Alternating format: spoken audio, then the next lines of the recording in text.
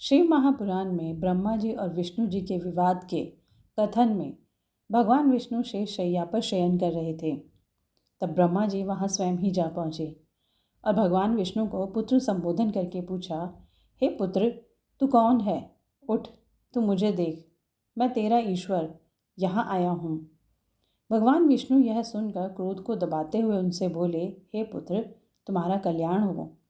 आओ बैठो, मैं तुम्हारा पिता हूँ। कहो, तुम्हारा मुख टेढ़ा क्यों हो गया है? ब्रह्मा जी बोले, समय के फेर से तुझे अभिमान हो गया है। हे पुत्र, मैं तुम्हारा रक्षक हूँ, इस समस्त जगत का पितामह हूँ। भगवान विष्णु बोले, तुम अपना बड़प्पन क्या दिखाते हो? सारा जगत तो मुझ में निवास करता है। तुम मेरी ही नाभि कमल से पैदा हुए हो और मुझसे ऐसी बातें कर रहे हो। इस प्रकार उन दोनों में विवाद बढ़ गया। वे दोनों अपने को प्रभु कहते कहते आपस में युद्ध करने लगे। उनके वाहन भी आपस में लड़ने लगे। दोनों के प्रहार से देवता लोग व्याकुल होकर कांपने लगे कि जब आप दोनों ही अराजकता उत्पन्न करते हैं तो यह सारी सृष्टि शिवजी जी की है, जिन शूलमणि के बिना एक तिनका भी इधर उधर नहीं हो सकता। अतः हम लोग शिवजी जी के पास जाते हैं। ऐसा कहकर वे सभी वहां पहुंचे, जहां महादेव जी पार्वती जी के साथ सभा में विराजमान थे।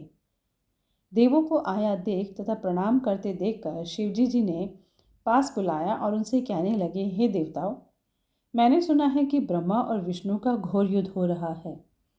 तुम सब घबराओ नहीं। तब शिव जी अपने 100 गणों के साथ वहां पहुंचे। प्रथम तो वे बादलों में छिपकर उनका भीषण युद्ध देखने लगे। वे परस्पर एक दूसरे की वध की इच्छा से माहेश्वर तथा पाशुपत अस्त्रों का प्रयोग कर रहे थे, जिनके प्रयोग से त्रैलोक्य भस्म हो जाता है। इस प्रलय के वातावरण को निष्फल शिव दोनों के बीच में जाकर एक तेजोमय अग्नि के समान चमकते हुए स्तंभ के रूप में प्रकट हुए। फिर तो उस महातेज वाले स्तंभ को देख दोनों विस्मय में पड़ गए। अस्त्र शस्त्र सभी शांत पड़ गए। दोनों बोले, यह इंद्रियातीत अग्नि स्वरूप स्तंभ क्या है? हमें इसका पता लगाना चाहिए। यह सोचकर दोनों वीर शीघ्रता से चल पड़े।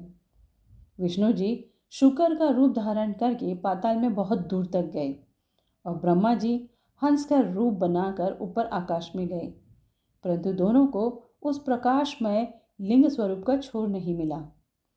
आकाश में एक केतकी का एक फूल ब्रह्मा जी ने देखा और उसे तोड़कर ले आए।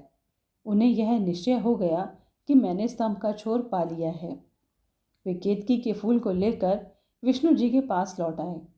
भगवान विष्णु ने उनके पैर पकड़ लिए। ब्रह्मा जी के इस छल को जानकर शिव जी उसी क्षण प्रकट हुए।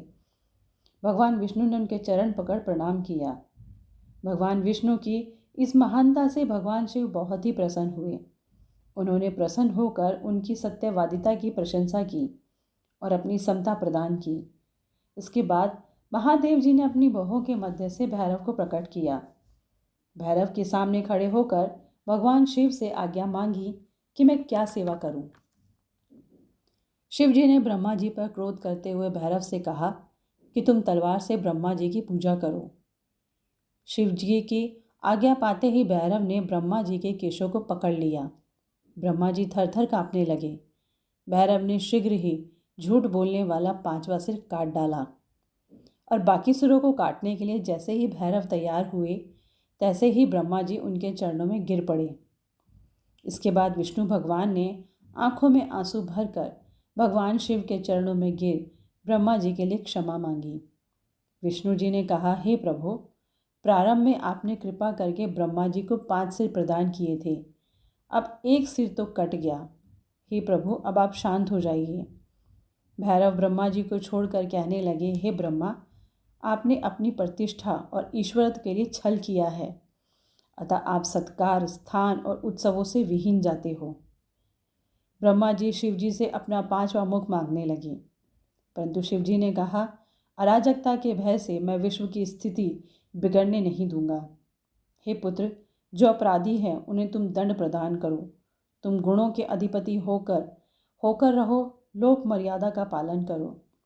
इसके बाद शिव जी ने केतकी के फूल से कहा, तू भी मिथ्याभाषी है, अतः तू भी मेरी पूजा के योग्य नहीं है। शिवगणों ने उसे दूर भगा दिया।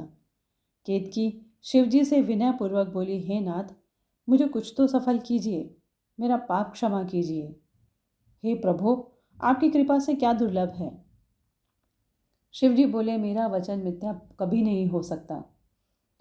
मैं तो तुझे स्वीकार नहीं करूंगा, परंतु मेरे भक्त तुझे स्वीकार कर लेंगे। इस प्रकार तेरा जन्म सफल हो जाएगा। मेरे मंडप की रचना में सिरमौर तू ही रहेगी। ब्रह्मा जी भगवान विष्णु हाथ जोड़कर शिव बाबा की स्तुति करने लगे। इससे शिव जी प्रसन्न होकर उनसे बोले, हे वत्स, तुमने आज महान दिन में मेरी पूजा की है, इससे मैं बड़ा संतुष्ट हूँ। आज से इस दिन का नाम शिवरात्रि होगा। यह बड़ा पवित्र दिन है। इस शिवरात्रि के दिन जो मेरे लिंगेश्वर की पूजा करेंगे वे मुक्त हो सकते हैं। जो प्रपंच रहित इसी एक दिन भी मेरी पूजा करेगा वह 1 वर्ष की निरंतर पूजा का फल पावेगा। मेरा लिंग रूप जो स्तंभ प्रकट हुआ था वह आद्रा नक्षत्र है। जो अगहन में आद्रा नक्षत्र में उमा सहित मेरी पूजा मेरे रूप लिंग में करेगा अथवा दर्शन ही करेगा, वह मुझे कार्तिकेय के समान परम प्रिय होगा। शिवरात्रि में दर्शनों का ही महान फल है। पूजा का फल तो वाणी से कहा भी नहीं जा सकता। आप दोनों की युद्ध भूमि में जहाँ मेरा लिंग स्तंभ